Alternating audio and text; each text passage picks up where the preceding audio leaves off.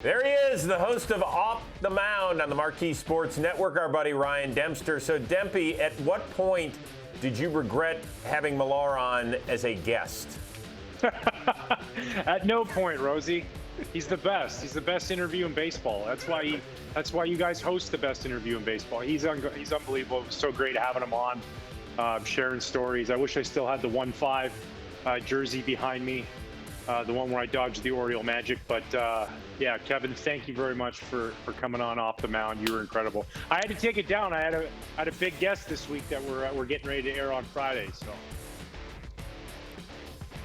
Well, yeah, that's what I was going to tell you, right? I mean, we won a World Series with the Red Sox. You won in 13, I won in 04.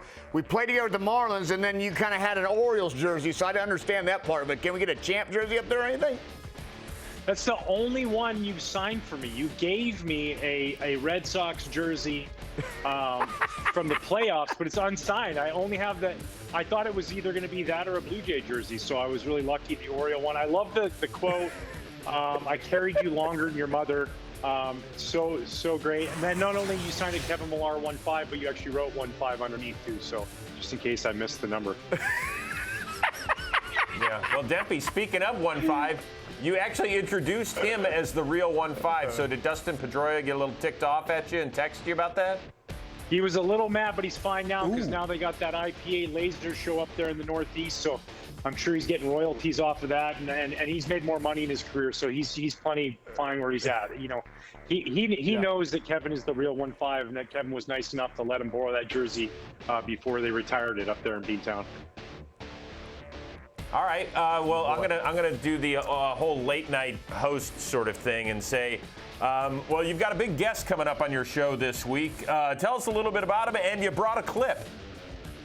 Yeah, so, you know, you always have super fans of teams, people of the celebrity world, right? Singers, actors, musicians, comedians, all that stuff, other athletes from other sports. Well, the Cubs' biggest and best super fan is Eddie Vedder.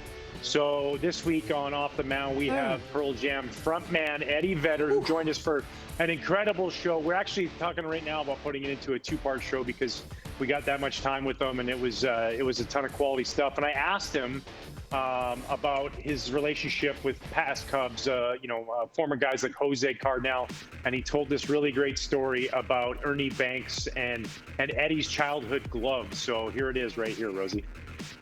And I had this old mitt of mine. It was my very first glove. I just decided to bring it to Wrigley because it was, you know, this moment of getting to play Wrigley. So I happened to have it there, and I said, Ernie, would you sign this mitt? It was like my first glove. It's this Charlie Brown mitt, right?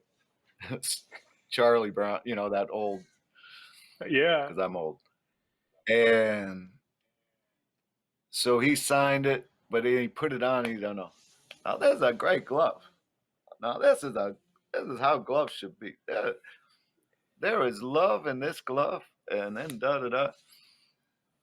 He said, would you mind if I kept this glove? And for a sec, I kind of said, but Ernie, it's my first glove. He says, I know, but I love this. There is love in this glove, and we would have a connection. So sure thing, I gave him that glove.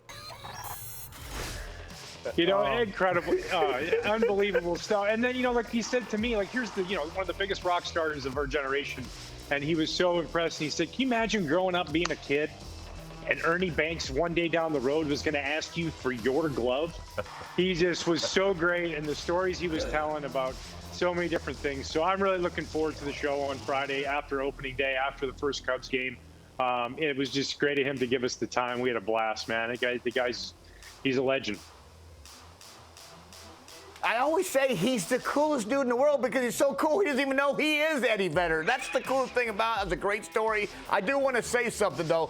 You and Sean Casey had a chance to host a segment on Pearl Jam Radio. And so talk to me about this because you know Casey has it there like, Jeremy spoken in a class today.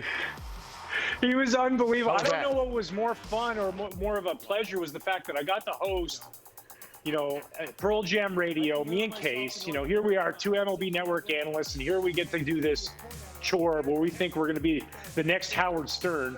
And Casey had me rolling, bro. He was nonstop. As we know, it was just high energy, telling all these stories. I mean, look at him. He's just like, it was nonstop, telling the story about Padova, Italy. For anybody who doesn't know that story, you got to tune in. But, you know, Sean Casey, we have a lovely girl who works there at MLB Network, took his gigantic Sean Casey head over to this stadium in Italy, and Eddie's playing, and they're singing alive, and next thing you know, he sees this Casey head bouncing up and down, and he's like, oh, whoa, I gotta get this. He's texting Case in between the end of the show and the encore, pictures of them pouring Coronas down his mouth, and then they have the whole crowd in Italy chanting Sean Casey. They said, Case, you're worldwide, dude. They're Google searching you in Padova, Italy, because they're like, who the heck is Sean Casey? Well, they found out that night. It was just, you know, an hour plus of me laughing my tail off with Case, as it usually happens. So good right there. And that was before he had Just for Men for Black. So he does gray during radio, and then he goes Just for Men for Black against television. So Casey, I'm glad to see that you got some gray hairs also. But right, you're not going to be allowed to go in Wrigley Field this year, but you are going to have some cutouts. Talk to us about that. Yeah, so I have a plan. You know, I want to go to all 30 ballparks this year. So we're working really hard now to make sure that we have 30 cutouts to go to all 30 ballparks. We're going to put them all around, whether that's the upper deck, above the dugout, wherever they'll allow it. And then maybe we'll look back and see what happens during those games that I was there and have a trip down memory lane. We don't get to do that this year. You know, everybody puts that on their bucket list. I'm going to go on a road trip and go to all 30 ballparks, so I'm going to do it too. We're going to make sure that that I'm wearing an Off the Mound shirt. We'll take it out there and we'll see what happens. And you know, who knows? Maybe I'll catch a foul ball off my forehead, or you know, somebody's nachos will spill in my lap. You never know nowadays with the way the COVID fan situation is. We're resorted to cardboard cutouts, and I'm just fine with that. Well, Dempy, we always appreciate the time. We look forward to your cardboard cutouts around 30 stadiums, but your personality is definitely anything but cookie cutter. It's great seeing you. Continued success with Off the Mound, my friend. Appreciate it, Rosie. Always great seeing you guys. Love you, 1-5. You guys are the best, man. Thanks for having me on.